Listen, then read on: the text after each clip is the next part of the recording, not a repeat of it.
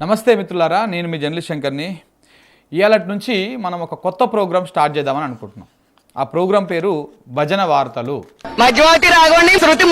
ఇప్పుడు కూటమి అధికారంలో ఉంది రాష్ట్రంలో. కూటమి అధికారంలోకి వచ్చిన కాడ నుంచి కొన్ని మీడియా సంస్థలు, కొన్ని పత్రికలు, కొన్ని ఛానళ్ళు వార్తలని రాయడం బంద్ చేసి భజన వార్తలు రాయడం మొదలుపెట్టినాయి. సో ఆ భజన వార్తలు ఏంటివి, ఏ రకంగా ఉన్నాయి, ఆ భజన ఎట్లా ఉన్నది అని చెప్పేసి మీ ముందుకు తీసుకురావడం కోసము ఈ రోజు నుంచి ఈ భజన వార్తలు అనేటువంటి కార్యక్రమాన్ని ప్రారంభిస్తూ ఉన్నాను. ఇది మోస్ట్లీ రోజు చేయడానికి ప్రయత్నం చేస్తా, ఎందుకంటే మనకు కావాల్సినంత స్టఫ్ ఇస్తూ ఉన్నారు. ఈనాడు, ఆంధ్రజ్యోతి, ఏబిఎన్ ఆంధ్రజ్యోతి, ఇంకోటి TV5, మహా న్యూస్, ఈటీవీ, ఇట్లాంటివన్నీ టీడీపీ మీడియా మనకు కావాల్సినంత స్టఫ్ ఇస్తూ ఉంటుంది. సో కాబట్టి రోజు భజన వార్తలు ఏమేమి ఉన్నాయో అవన్నీ మీ దృష్టికి తీసుకురావడానికి ప్రయత్నం చేస్తా. ఆ భజన వార్తల వెనకాలన్నటువంటి అసలు కోణాన్ని కూడా లాస్ట్లో చెప్పడానికి ఒక చిన్న ప్రయత్నం చేస్తా. అంటే ఏ రకంగా ఉంటుంది, జనాలను ఎట్లా మభ్య పెడతా ఉంటారు అనేది తీసుకురావడం కోసమే ఈ వార్తలు అనమాట. మనం కూడా భజన చేద్దాం ఇందులో. అప్పట్లో మనము చూసినాం కదా ఒక వీడియో, జయము జయము చంద్రన్న, జయము నీవే చంద్రన్న, నీకెవరు సాటి లేరయ్యో చంద్రన్న, నీకెవరు సాటి రారయ్యా అని ఒక పాట ఉంది, గుర్తుకుందా?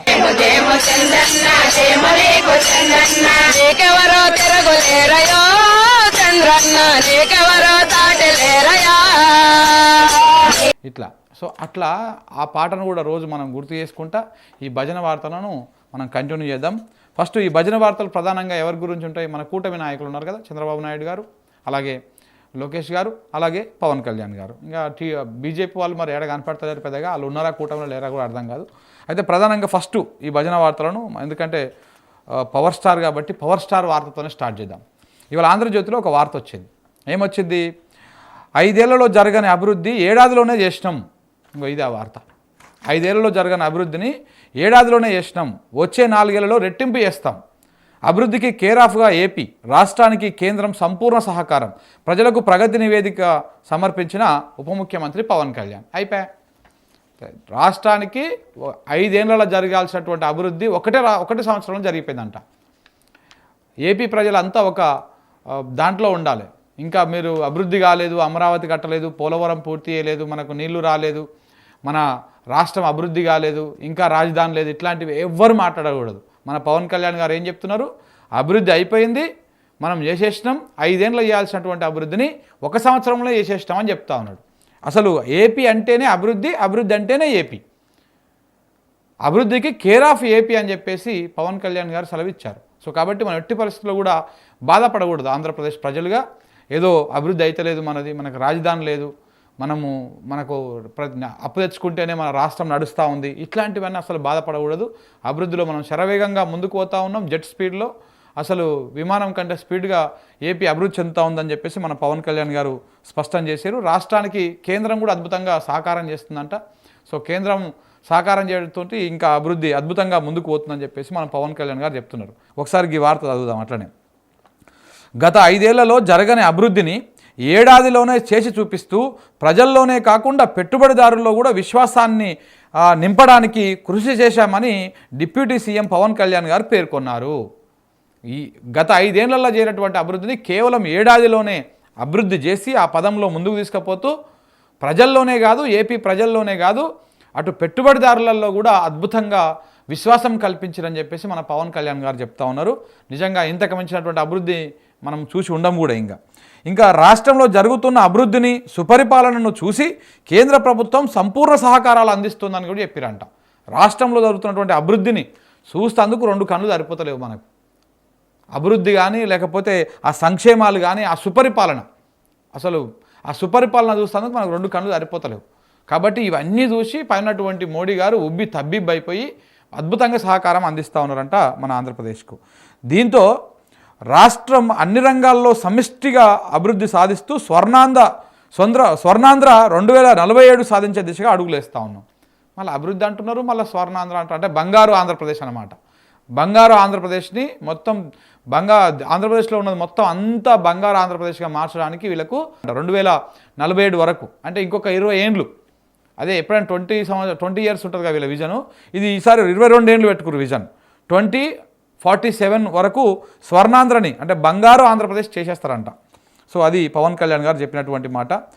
ఉప ముఖ్యమంత్రిగా వివిధ శాఖల మంత్రిగా బాధ్యతలు స్వీకరించి ఏడాది గడిచిన సందర్భంగా పవన్ కళ్యాణ్ సుపరిపాలనకు ఏడాది పేరుతో 20 పేజీల సమగ్ర అభివృద్ధి నివేదిక 2024-25ను గురువారం నాడు విడుదల చేశారు. ప్రగతి, పారదర్శకత, సుస్థిరత, జవాబుదారితనం, గ్రామ స్వరాజ్యానికి ముందడుగు, హరితాంధ్ర సాధనకై మరో అడుగు అంటూ ప్రజలకు నివేదిక సమర్పించారు. అబ్బా, మొత్తం అద్భుతాలే. ఏమేమున్నాయి ఇలా? మామూలు అద్భుతాలు కాదు, అన్ని అద్భుతాలే ఉన్నాయి. ఇగో ప్రగతి, పారదర్శకత, సుస్థిరత, జవాబుదారితనము, గ్రామ స్వరాజ్యానికి ముందడుగు, హరితాంధ్రకు మరొక అడుగు. సో ఇట్లా అన్ని అద్భుతాలే ఉన్నాయి. అద్భుతంగా డెవలప్ అయిపోయిందని చెప్పేసి మన పవన్ కళ్యాణ్ గారు ఆంధ్రజ్యోతి పేపర్ సాక్షిగా చెప్పేశారు. కాబట్టి దయచేసి ఆంధ్రప్రదేశ్ ప్రజలారా, మీరు ఎక్కడ కూడా బాధపడకండి. మన రాష్ట్రం అప్పుడే అభివృద్ధి అయిపోయింది. మన అమరావతి అద్భుతంగా అభివృద్ధి అయిపోయి డెవలప్ అయిపోయింది, విరాజిల్లుతున్నది. నెక్స్ట్ పోలవరం కానీ మిగతా కార్యక్రమాలన్నీ కూడా అభివృద్ధి అయిపోయినట్టే.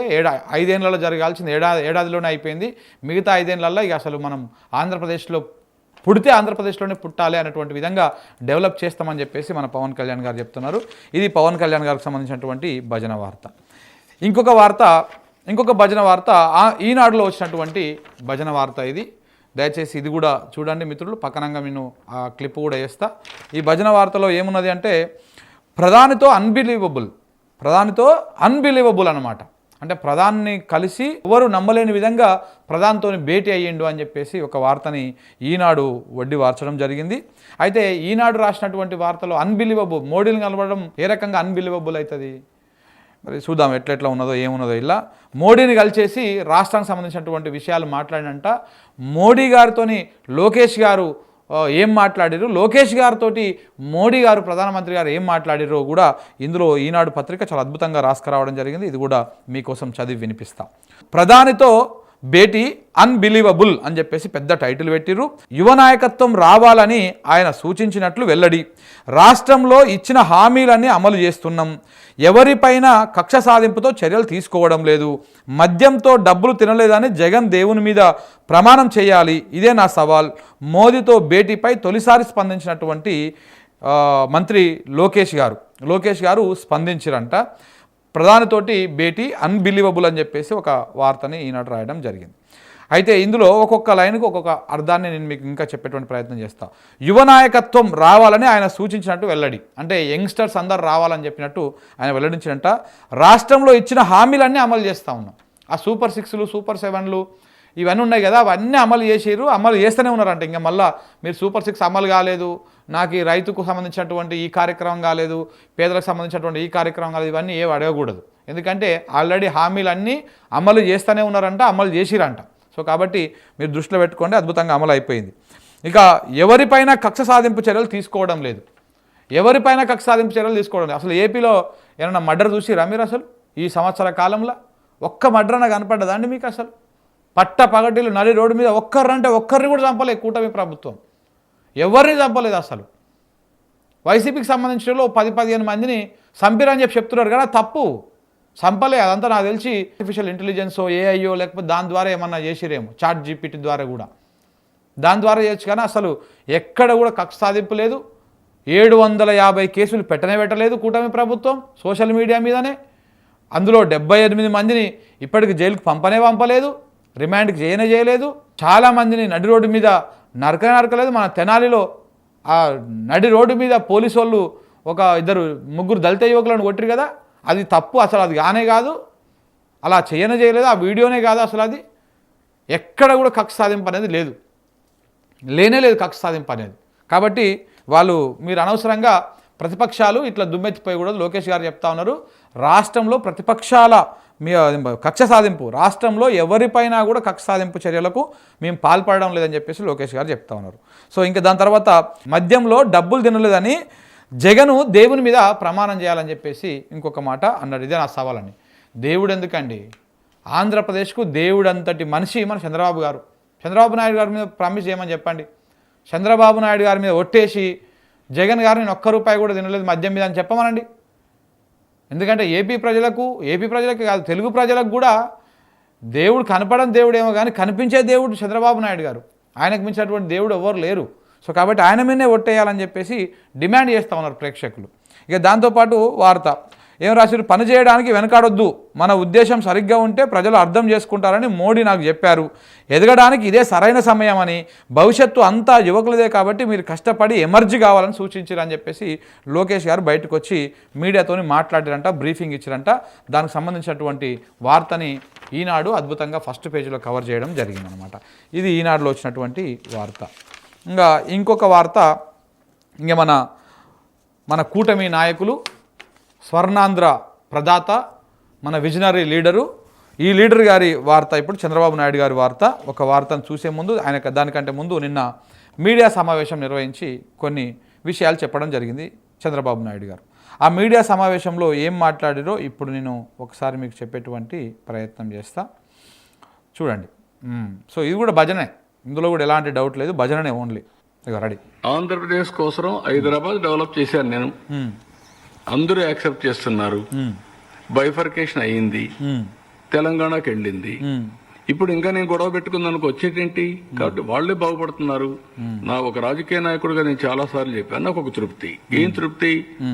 నేను క్రియేట్ చేసిన ఎకో సిస్టమ్ బాగా పనిచేసి సంపద సృష్టించి తెలుగు జాతి బాగుపడతా ఉంది. ఓకే, చంద్రబాబు నాయుడు గారు ఏమంటారు అంటే, హైదరాబాద్ అనేది పేరే లేకపోయిండే, నేను వచ్చిన తర్వాతనే నా హయాంలోనే హైదరాబాద్కు నేను పేరు పెట్టినా, హైదరాబాద్కు ముగ్గు పోసింది నేనే, లేకపోతే హైదరాబాద్కి ఇది చేసింది నేనే, పునాది పోసి ఆ హైదరాబాద్ను మొత్తం కట్టి అద్భుతంగా డెవలప్ చేసిన, అది ఆంధ్రప్రదేశ్ కోసం చేసిన, ఇప్పుడు తెలంగాణ వాళ్ళు దాన్ని అనుభవిస్తూ ఉన్నారు అని చెప్పినమాట. ఆయన లేకపోతే హైదరాబాద్ లేదు అసలు. మీరు ఏదైనా గూగుల్లో కొట్టండి హైదరాబాద్ పేరు వాళ్ళు పెట్టారంటే చంద్రబాబు నాయుడు పెట్టారనే ఉంటుంది. అలా హైదరాబాద్కి కంప్లీట్గా A to Z, రోడ్డు ఎట్లా వేయాలి, మురికాలు ఎట్లా తోమాలి, ఏ రకంగా ఫ్లైఓవర్లు కట్టాలి, ఎట్లా చేయాలి, ఇవన్నీ కూడా చంద్రబాబు నాయుడు గారే డెవలప్ చేశారు హైదరాబాద్ని. లేకపోతే హైదరాబాద్ డెవలప్ ఎక్కడిది అసలు? ఈయన లేనప్పుడు హైదరాబాదే లేదు. ఈయన ఎప్పుడైతే ముఖ్యమంత్రి అయ్యిండో అప్పుడే హైదరాబాదు పురుడు పోసుకున్నది. సో కాబట్టి హైదరాబాద్ని డెవలప్ చేసి ఇచ్చేసిండు. గంత హైదరాబాద్ని డెవలప్ చేసిన ఆయన మన ఏపీని డెవలప్ చేయలేడా? ఇంకా చూడండి, ఇంకో మాట కూడా ఉంటుంది. ఇప్పుడు నేషనల్ హైవేస్ రోడ్స్ ఉన్నాయి. ఆ రోజు నేను సజెస్ట్ చేశాను ప్రధానమంత్రికి, లేదా టెలికమ్యూనికేషన్ సెక్టర్, ఇవన్నీ ఉన్నాయి. సో ఇంకొక మాట ఏంది, రోడ్లు వేసి నేషనల్ హైవేలు. ఆ నేషనల్ హైవేలు వేయడం అనేది అసలు జాతీయ రాజకీయాలు చేస్తే ఎవరికి తెలియదు అసలు. రోడ్లు వేయాలి, ఆ రోడ్డుకి ఏమేమి చేయాలి, ఆ డాంబర్ల కంకర ఎట్ట కలపాలి, లేకపోతే అది ఎట్లా వేయాలి, ఎట్టట పోయాలి, అది ఏమి తెలియదు ఎవరికి. తెలియకపోతే చంద్రబాబు నాయుడు గారే వాళ్ళందరికీ పిలిచి, ఇగో రోడ్డు గిట్ల వేయాలి, గిట్ల పెద్ద పెద్ద హైవేలు కట్టాలి అని చెప్పి వాళ్ళతో రోడ్లు వేయించింది కూడా చంద్రబాబు నాయుడు గారే. ఇలా దేశంలో ఇన్ని నేషనల్ హైవేలు ఉన్నాయంటే దానికి కారణం చంద్రబాబు నాయుడు గారు. ఆయనకు మించినటువంటి నాయకుడు ఈ దేశంలో ఉన్నాడా? అదే కాదు, టెలికాం రంగంలో సంస్కరణలు తీసుకొచ్చింది కూడా ఈయననే. అసలు సెల్ ఫోన్ కనిపెట్టింది మన చంద్రబాబు నాయుడు గారు. సెల్ ఫోన్కి సిగ్నల్ ఎట్లా రావాలి, ఇవన్నీ కూడా కనిపెట్టింది మన చంద్రబాబు నాయుడు గారు. ఈ విషయాన్ని అదే ఇప్పుడు నిన్న మీడియా సమావేశంలో చెప్పిరు వారు. సో కాబట్టి మీరు ఎట్టి పరిస్థితులు కూడా తక్కువ అంచనా వేయకూడదు. ఇక highest per capital income in the country Telangana even today. అదే మరి జిఎస్టిపిలో highest contribution GST Telangana. Why? That is the economy I visualised, I created. అట్లా ఈరోజు ఎప్పుడు కూడా నేను మాట మాట్లాడానా? కాదు, వాళ్ళు ఎంజాయ్ చేస్తారు. I'm very happy. ఒక రాజకీయ నాయకుడు ఏం కోరుకుంటాం? బాబు గారు ఏమంటున్నారు, ఐ విజువలైజ్డ్, ఐ క్రియేటెడ్. అంటే ఆయన ఒకసారి ఊహించుకొని విజువల్ బొమ్మ వేసుకొని మైండ్లో దాన్ని క్రియేట్ చేసినంట. ఏమని? ఇవాళ దేశంలోనే హైయెస్ట్ పర్ క్యాపిటల్ ఇన్కమ్ ఏంటి? తెలంగాణ. కానీ ఇక్కడ మనకు కొన్ని విషయాలు తెలుస్తాయి. మరి తెలిసినా కానీ మనం మాట్లాడకూడదు. పర్ క్యాపిటల్ ఇన్కమ్ 2014లో 1,24,000 ఉండే తెలంగాణ పర్ క్యాపిటల్ ఇన్కమ్. 2024 వచ్చే నాటికి 3,79,000 చేరింది. 1,24,000 నుంచి 1,24,000 నుంచి 3,79,000 చేరింది. దాంట్లో చంద్రబాబు గారి ప్రమేయం ఏం లేకపోయినా కానీ అది ఆయన వల్లనే జరిగిందని మనం అనాలి, లేకపోతే అసలు ఒప్పుకోవద్దు. ఎందుకంటే 2014 నుంచి 2024 దాకా ఇక్కడ రాష్ట్రం ఏర్పడింది. ఆంధ్రప్రదేశ్ నుంచి తెలంగాణ రాష్ట్రం ఏర్పడింది. ప్రత్యేక ఆంధ్ర ఒకటైంది, తెలంగాణ ఒకటైంది. అప్పుడు Telangana per capital income, Telangana వచ్చినప్పుడు ఇక్కడ ఉన్నటువంటి పర్ క్యాపిటల్ ఇన్కమ్ 1,24,000. ఈ 10 ఏళ్లలో ఆ రాష్ట్ర పర్ క్యాపిటల్ ఇన్కమ్ 3,79,000. ఈ పెరుగుదలలో బాబు గారు ఆ బాబు గారి హస్తం ఏమాత్రం లేకపోయినా కానీ మనం ఆయన వల్లనే పెరిగిందని మనం అనాలన్నమాట. మనం ఆయన వల్లనే ఈ రాష్ట్రం పర్ క్యాపిటా పెరిగింది. ఇలా దేశంలో నెంబర్ 1 పొజిషన్లో పర్ క్యాపిటా ఉంది అంటే దానికి కారణం కూడా చంద్రబాబు నాయుడు గారే, దాంట్లో ఏం డౌట్ లేదు. అదొక్కటే కాదు, ఇంకోటి ఏమన్నాడు, జిఎస్డిపి అన్నాడు. జిఎస్డిపి కూడా 2014లో 5 లక్షల కోట్లు ఉన్నది తెలంగాణ జిఎస్డిపి. బట్ 2023-24 నాటికి 16 లక్షలు 17 లక్షల కోట్లకు చేరింది. అయినా కానీ చంద్రబాబు వల్లనే పెరిగిందని మనం ప్రచారం చేయాలి. సో కాబట్టి చంద్రబాబు వల్లనే జిఎస్డిపి పెరిగింది, చంద్రబాబు వల్లనే పర్ క్యాపిటా ఇన్కమ్ పెరిగింది తెలంగాణకి, చంద్రబాబు వల్లనే తెలంగాణ నెంబర్ 1 పొజిషన్లో ఉంది, చంద్రబాబు వల్లనే హైదరాబాద్ పుట్టింది, చంద్రబాబు వల్లనే ఐటీ పుట్టింది, చంద్రబాబు వల్లనే నేషనల్ హైవేలు వచ్చినాయి, చంద్రబాబు వల్లనే సెల్ ఫోన్లు వచ్చినాయి, ఆ సెల్ ఫోన్లకు సిగ్నల్ వచ్చినాయి, చంద్రబాబు వల్లనే అన్నీ డెవలప్ అయినాయి. చంద్రబాబు లేకపోతే అసలు ఏది డెవలప్ కాకపోతే తెలుగు అనేటువంటి పదం కూడా చంద్రబాబు వల్లనే పుట్టింది. మీరు ఈ విషయాన్ని మర్చిపోవద్దు. సో కాబట్టి ఇది అయిపోయింది. ఇంకా నెక్స్ట్ ఇంకేమున్నది? నెంబర్ 1 అంటూ ఒక అడ్వాంటేజ్ వచ్చింది. Telangana is a gold mine. మంచి రాష్ట్రం.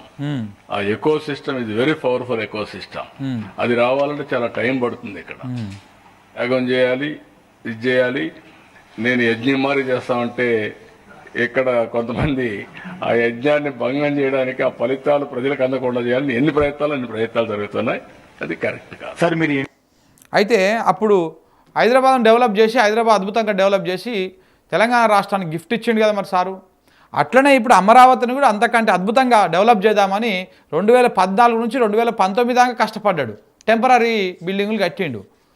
అది డెవలప్ చేసే కార్యక్రమే. టెంపరీ బిల్డింగులు, మునిగిపోయే బిల్డింగులు, కొట్టుకపోయే బిల్డింగులు, కూలిపోయే బిల్డింగులు ఇట్లాంటివన్నీ కట్టిండు. కట్టేసిన తర్వాత మళ్ళీ ఇప్పుడు అధికారంలోకి వచ్చినాక దానికంటే ఎక్కువ డెవలప్ చేద్దామని చూస్తూ ఉన్నాడు. సంవత్సర కాలంగా పెద్దగా ఏం జరగకపోయినా కానీ డెవలప్ చేస్తాడు. కాబట్టి డెవలప్ చేద్దామని చూస్తూ ఉంటే అందరు ప్రతిపక్ష పౌరులు వీళ్ళు అందరూ కలిసి ఆగం చేస్తూ ఉన్నారు. కాబట్టి చంద్రబాబు నాయుడు గారు అద్భుతంగా డెవలప్ చేస్తారు. మీరు చూస్తూ ఉండండి. ఆయనకు మించినటువంటి విజనరీ లీడర్ ఎవరు ఉండరు. ఇక ఇవన్నీ చూస్తున్న క్రమంలో ఇంకొకటి కూడా ఒక సోషల్ మీడియాలో ఒక క్లిప్ కనపడింది. ఇట్లా ఒక క్లిప్ కనపడింది. ఎవరో సోషల్ మీడియాలో ట్విట్టర్లో పెట్టిర్రు. ఇట్లా ఒక క్లిప్ కనపడింది. అందులో ఒక పేపర్ క్లిప్ ఉన్నది. మరి ఇది ఏ పేపర్లోదో ఆ పేపర్ పేరు లేదు, ఇది నిజమా ఫేకా ఏందనేది కూడా తెలియదు. కానీ ఒక పేపర్ క్లిప్ అయితే ఉన్నది. అబ్దుల్ కలాం నా దగ్గరనే విజన్ నేర్చుకున్నాడు. ప్రతిపక్ష నేత చంద్రబాబు నాయుడు వ్యాఖ్య. ఇది జమాన్లు అనమాట, పాతది. నేను సీఎంగా ఉన్నప్పుడు విజన్ 2020తో ముందుకెళ్లాను. నా విజన్ గురించి తెలుసుకున్న దివంగత రాష్ట్రపతి అబ్దుల్ కలాం నా విజన్కు సంబంధించిన పలు పత్రాలను తీసుకెళ్లి దేశ ఆర్థిక విజన్ పై ఒక పుస్తకాన్ని కూడా విడుదల చేశారు అని ప్రతిపక్ష నేత చంద్రబాబు నాయుడు చెప్పారు. చిత్తూరు జిల్లా మామండూరు వద్ద టీడీపీ విస్తృత స్థాయి సమావేశాలు నిర్వహించారు. అనంతరం శుక్రవారం రాత్రి మీడియాతో మాట్లాడుతూ అగ్రిగోల్డ్ బాధితులకు తెలుగుదేశం ప్రభుత్వం పరిహారం చెల్లించేందుకు సిద్ధమైందని, ఎన్నికల కోడ్ వల్ల అది ఆగిపోయిందని అన్నారు. తాను సీఎంగా ఉన్న సమయంలో రాష్ట్రం 2 అంకెల అభివృద్ధిని సాధించిందని చెప్పారు. రాష్ట్రాన్ని నెంబర్ 1గా తీర్చిదిద్దాలని ఎంతో ప్రయత్నించారని, అయితే ఆ అదృష్టం తనకు దక్కలేదని చెప్పేసి ఓడిపోయిన సందర్భంగా ప్రతిపక్ష నాయకుడిగా అక్కడ చంద్రబాబు నాయుడు మన చిత్తూరు జిల్లా చంద్రగిరిలో ఒక కార్యక్రమం నిర్వహించి ఆ కార్యక్రమంలో అన్నాడు అనమాట. అయితే దీన్ని సోషల్ మీడియాలో తిప్పుతూ ఉన్నారు బాగా. కలాంకి విజన్ నేర్పించింది చంద్రబాబు నాయుడు గారే, అంబానీకి బిజినెస్ నేర్పించింది చంద్రబాబు నాయుడు గారే, పీఎంలను అపాయింట్మెంట్ చేసింది చంద్రబాబు నాయుడు గారే, అలాగే వాజ్పేయికి పరిపాలన నేర్పించింది కూడా చంద్రబాబు నాయుడు గారే, సెల్ ఫోన్ కనిపెట్టింది కూడా చంద్రబాబు నాయుడు గారే, కరోనాకు వ్యాక్సిన్ కనిపెట్టింది కూడా చంద్రబాబు నాయుడు గారే, హైదరాబాద్ను కట్టింది కూడా చంద్రబాబు నాయుడు గారే. కానీ ఇన్ని కట్టినటువంటి చంద్రబాబు నాయుడు గారు మరి మన రాష్ట్రంలో ప్రభుత్వ విద్య, వైద్యము, హైవేసు, పోర్టులు, తాగునీరు, టాయిలెట్లు, స్కూళ్ళు చాలా దారుణంగా ఉన్నాయి. ఎందుకు మీరు ఇవన్నీ చేయలేదని చెప్పేసి బాబు గారిని అడుగుతూ ఉన్నారు. మీరు అట్లా అడగకూడదు. బాబు గారు అన్ని అద్భుతాలు చేస్తూ ఉంటారు. ఇక్కడ తెలంగాణ ఎట్లయితే డెవలప్ చేసారో అట్లా డెవలప్ చేస్తూ ఉంటారు. సో కాబట్టి ఈ రకంగా మనము చంద్రబాబు గారు ఏం చేసినా కానీ ఆహా ఓహో అద్భుతం అద్భుత జయము జయము చంద్రన్న జయము నీవే చంద్రన్న అని చెప్పేసి మనం పొగడాలి తప్ప మనం ఎక్కడ ఎట్టి పరిస్థితుల్లో ప్రశ్నించకూడదు. ప్రశ్నిస్తే ఏం చేస్తారు, రెడ్ బుక్ రాజ్యాంగాన్ని ఓపెన్ చేస్తారు, అలా పేరు రాసుకుంటారు. తర్వాత కుదిరితేనే నువ్వు జైలుకి పోతావు, కుదరకపోతే రోడ్డు మీద శవమై పడి ఉంటావు. సో కాబట్టి 2 రకాలుగా ఉన్నది కాబట్టి కొంత జాగ్రత్తగా ఉండాలి. భజన వార్తలు మాత్రమే చూడండి. మీరు భజననే చేయండి. అనవసరంగా లేనిపోని ప్రజల కష్టాలు చూపించడం వల్ల అనవసరంగా ఇబ్బందులు వస్తాయి. ఇట్లా భజన చేస్తే ఏమొస్తుంది, వాళ్ళకు నేత్రానందం, మనకు అన్ని రకాల ఆనందాలు వస్తాయి. కాబట్టి ఈ భజన వార్తలను ఇలాగనే కంటిన్యూ చేద్దాం. నెక్స్ట్ మళ్ళీ రేపు కుదిరితే రేపు ఎప్పుడు అవకాశం కుదిరితే అప్పుడు ఇట్లా భజన ఎన్ని భజనలు దొరికితే అన్ని భజనలు మేము ముందుకు తీసుకొచ్చేటువంటి ప్రయత్నం చేస్తాం. Thank you very much.